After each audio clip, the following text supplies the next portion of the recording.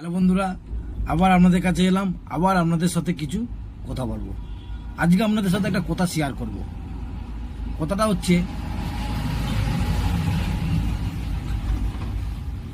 হচ্ছে আপনি second hand cycle চড়েন, আর আপনার বন্ধুকে একটা বাইক কিনে দিচ্ছে। তাতে আপনার কি মনে হচ্ছে?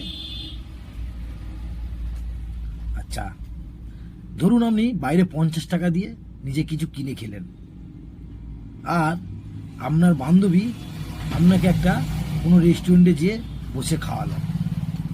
তাতে আপনার কি মনে হচ্ছে?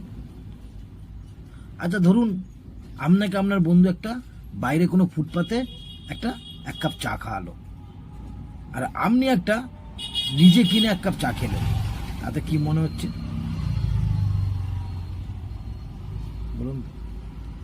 তাতে মনে হবে একটাই, সেটা আপনার দিকে আজকে শেয়ার করব।